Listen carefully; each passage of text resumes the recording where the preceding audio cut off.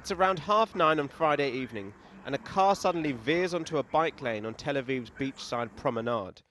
People run for cover, but one Italian tourist was killed and 7 others wounded before the car crashes and rolls over on the grass. A police officer arrives and says the driver tries to pull a gun out. The Israeli police said they neutralized the suspect. Multiple shots were fired. The driver was a 45-year-old Palestinian citizen of Israel from a village just outside of Tel Aviv. We heard gunfire. We saw shots, and then we saw people sprinting across the street, and then we heard sirens, and we decided it was time to get out of here. Yeah. The victim of the attack was 36-year-old Alessandro Perini, a resident of Rome. The Italian Prime Minister Giorgia Meloni called this a cowardly attack. The wounded were tourists from Italy, as well as the United Kingdom. They were not the only victims from Britain caught up in this latest violence.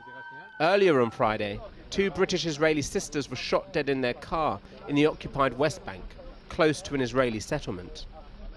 Violence has been on the rise here. Israel's new right-wing government is accused of emboldening the settler community with its hardline stance against Palestinians. Hamas praised the attacks in the West Bank and Tel Aviv, but did not claim responsibility. The Israeli Prime Minister visited the scene and issued a warning to the perpetrators. At these moments, our forces are operating in hot pursuit of the terrorists. It's only a matter of time, and not much time, that we'll hold them accountable, as we did with all the murderers, without exceptions, in recent months. Netanyahu talks tough, but he has problems on multiple fronts.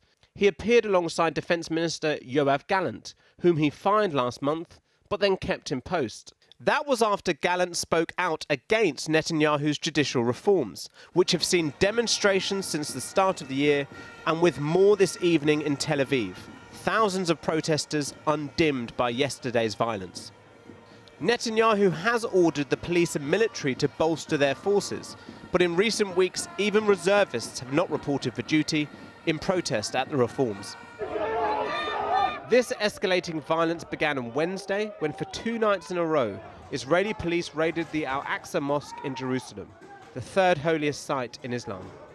The Israelis arrested and removed more than 350 Palestinians, alleging that they were desecrating the site.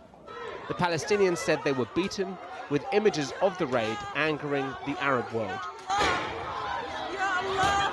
Rockets were fired into Israel from both the Gaza Strip and also southern Lebanon, the largest barrage from there since the 2006 conflict between the Iran-backed militia Hezbollah and Israel.